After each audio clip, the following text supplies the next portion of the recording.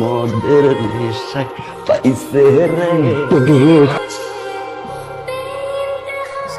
ওয়ালাইকুম আসসালাম। ল্যাপটপে পড়া চালাই তুই কইছিস? বললে কি বিশ্বাস করবেন আব্বা? বলেন।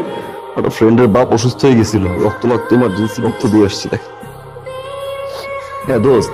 হ্যাঁ বল। ওই যে তোর আব্বারে রক্ত দিয়ে আসছি, বাসায় ঢোকার পরে তো আব্বা বিশ্বাস করতেছে না। আব্বা মনে করতেছে কি যে আমি বাইরে গেছিলাম আড্ডা মারতে। তুই একটু বলতো। এই ছেলে সালমান কোথায় গেছিল? আঙ্কেল সত্যি কথা বলতে কি ও আমাদের সাথে আড্ডা দিতে গিয়েছিল। তুই এত কইলে কইবে কি না বুঝাই? যাবো জান জান চালাইস না।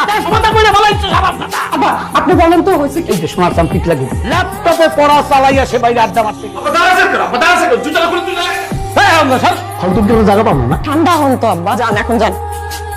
ফ্রেশ হয়ে আসো, আমি তোমার খাবার দিচ্ছি। এই সালমান, এই বোতলের মধ্যে কি? ধরো না। আমার জীবনটা নষ্ট করে দিয়ে হারামজাদা কেমনে ঘুমায় রয়েছে। হ্যাঁ, আমার লাইফটারে নষ্ট করে দিয়ে ঘুমায় রয়েছে। নষ্ট হয়েছে তুই তো মদ খেয়েছিস। আপনার চোর বলে আপনার আজকাল দিয়ে বাপির বুড়ে করেছেন। আপনি বলছেন আপনার চোর বলে মদ খেলা। আপনি আমাকে চলে আসেন। এমকি হ্যাঁ যে ভদকা। আরে ভদকাই তো হ্যাঁ এই এই হারামজাদা এই এমনি মদ খাস? মোটেও ফালতু কথা বলবেন না। আমি জীবনে মদ দেখছি, আমি মদ ছুঁইছি, আমি জানি মদের গানটা কি। আব্বা এটা কি? আমার দাদা আছে তো দুজন লাগে না। ওর কারণে আবার বড় পিকেছি দেন কি অবস্থা করছে দেখেন না। ভাইয়ের ভাবি দিছে রাত্রবেলা না?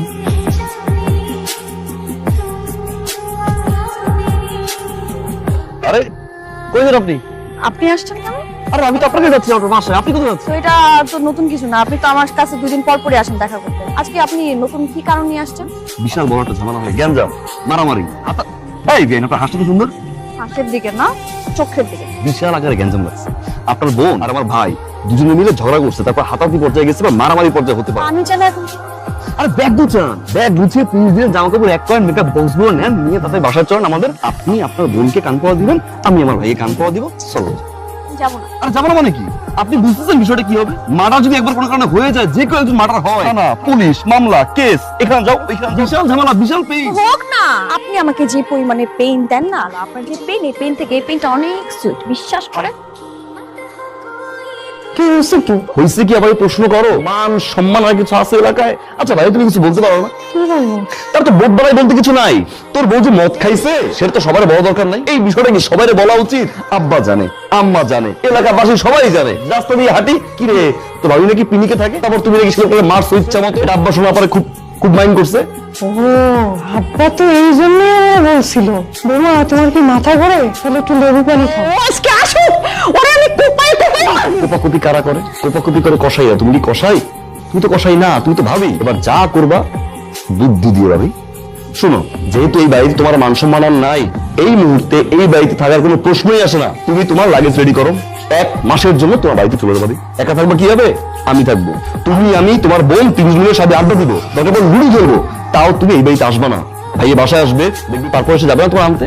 যা তা ইচ্ছা মতো বলবা, 20টা শর্ত দিয়ে পরে এই বাড়িতে ঢুকবা আবার রানীর মতো। ঠিক করেছি।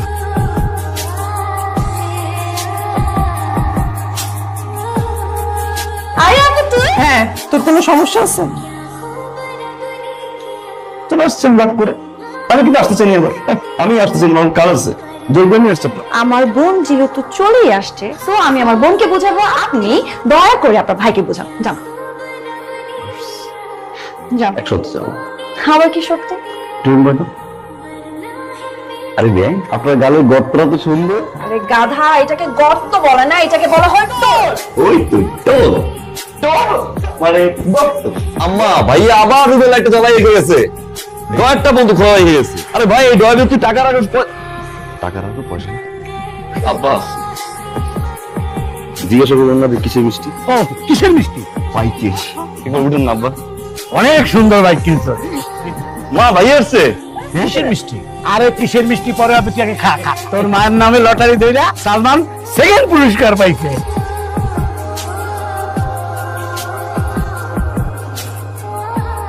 আপা এটা চল, আমার দশ থেকে টাকা চুরি করে পড়ে চলে গেছে। ভাইয়া একদম ফালতু কথা বলবো না কিন্তু ভাইয়া। ও যে তোর টাকা চুরি করছে, তোর কাছে কোনো প্রমাণ আছে? এই যে তেরা, এই যে তেরা দেখে আমি বুঝছি এটা লটারিতে পাই নাই। কিনছি তোমার টাকা দিয়ে কিনছি। ড্রয়ারটা তো ফাঁক করে রেখে গেছিলাম। আমার জায়গায় যদি আজ কম নিতেও থাকতো, এই টাকার কোনো সন্ধান পাইতো? আমি তো বাইক কিনে নিয়ে এসেছি, কিন্তু সেই বাইকটা তুমি আমার জন্য কিনি নাই। বাইক কিনছি তোমার জন্য, বাইক কিনছি আব্বার জন্য, বাইক কিনছি আমার জন্য, বাইক কিনছি আম্মা তো বাইক চাইতে পারে না, আমার জন্য বাইক কিনছি। বলেন আজকে কি কারণ? আজকের কারণটা হচ্ছে বাইক। এই ব্যাগ দিয়ে আমি কি করব? ভাবলাম মেয়েটা ইউনিভার্সিটিতে যায়, রিক্সা পায় না, সিএনজি পায় না, উঠেন। আমার হবু হাজবেন্ড অলরেডি একটা প্রাইভেট কার আছে। এই জিনিস কবে হলো? এত কাল। এই জিনিস নেওয়ার জন্য রাজি হলো কি? শুনেন, আমার হবু হাজবেন্ড রিফ্লেক্স কোম্পানির সিইও, বুঝছেন? ঠিক আছে, যান তাহলে আপনার হবু হাজবেন্ডের গাড়িতেই যান। কোথায় যাচ্ছিস? আমরা একেবারে চলে যাচ্ছি বাসে ছেলে। একেবারে চলে যাচ্ছি মানে তো কি করব? আপনার ছেলে মুরগির টাকা দিলা, মাছ নিছে মাছের টাকা দিলা, সবজি নিছে সব, আমার অফিসের টাকা আমার ড্রয়ার থেকে চুরি করে নিছে, মোটরসাইকেল কিনছে। আমি আর বসে বসে কাউকে খাওয়াতে পারবো না। তুই আমাদের খাওয়ানোর কথা দিবি? ঠিক আছে, যা খাওয়া তো শেষ হয়ে গেল। দুধ কোথায়? আমি নিষেধ করে দিছি। নিষেধ করছো কেন? নিষেধ করবো না? আরে কয়দিন পরে বাড়ি ভাড়া কি করে দিব সেই চিন্তায় তো আমি বাঁচতেছি না। দুধওয়ালা এসে যখন দুধের টাকা যাবে তখন আমি কি করব? সেজন্য আগে থেকে নিষেধ করে দিছি। আপনি হ্যাঁ, বাধ্য হয়ে আসছি। ভালো আছেন আপনি? আমি ভালো নাই। আমার সামনের উইকে আমার বিয়ে ঠিক হয়ে গেছে। আপনি প্লিজ আমার এই বিয়েটা ভেঙে দেন। এখন আর পাগলামি করার বয়স আছে, বিয়েটা করে ফেলেন। হ্যাঁ, আমি বিয়ে করব, কিন্তু সেটা আপনাকে। আমি আপনাকে ভালোবাসি, আমি সেটা বলতে পারিনি কখনো, কিন্তু আমার মনে হয়েছে এখন এটা বলা উচিত। আমি আপনাকে ছাড়া অন্য কোথাও বিয়ে করতে পারবো না। আপনি যেভাবে ওকে বিয়েটা ভেঙে দেন না প্লিজ। সম্ভব। সম্ভব না মানে? আমি আসলে এই মুহূর্তে বাবা মা সংসার এর বাইরে কিছু করতে যাচ্ছি না। সরি, আপনি বিয়েটা করে ফেলেন। আমি আপনাকে ভালোবাসি, আমি আপনাকে ছাড়া বাঁচবো না। পৃথিবীর সব প্রেমিকাই বিয়ের আগে ঠিক এই কথাটাই বলে।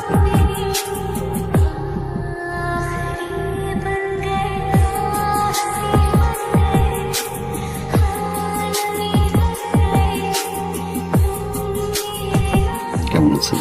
ভালো, আপনি? এটা রাখো ভাইয়া। এটা কি? 1.5 লাখ টাকা। 1.5 লাখ টাকা? কেন? ওই যে তোমাকে না বলে নিয়েছি। এটা লাগবে না, ছোট ভাই থেকে 1.5 লাখ টাকা দিয়ে একটা মোটরসাইকেল দিতেই পারি। থ্যাংক ইউ ভাইয়া। তোমার কাছে এটা 1.5 লাখ টাকা হতে পারে, আমার কাছে অনেক কিছু। তোমার এই 1.5 লাখ টাকা আমার এই জীবনের মোড় ঘুরিয়ে অনেক কিছু শিখেছি, অনেক কিছু দেখেছি, অনেক কিছু পেয়েছি ভাইয়া, আবার অনেক কিছু হারিয়েছি। এতদিন পরে এসে আমার মনে হলো এই টাকাটা তোমাকে ফেরত দেওয়া উচিত, কারণ এই টাকাটা আমার কাছে এখন বোঝা। রাখো ভাইয়া, বাবা মায়ের জন্য দোয়া করবা। আসি ভাই। বসবি না, কিছু খাবি? যে বাসা এখন পর্যন্ত আমার বাবা মাই খেতে পারেনি, সে বাসা আমি খেয়ে কি করবো?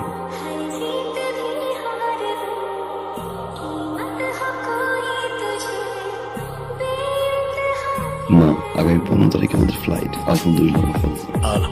আলহামদুলিল্লাহ। কিন্তু বাবা, একটা দেনা ছিল তো। যার টাকা তার হাতে পৌঁছে দিয়ে আসছে।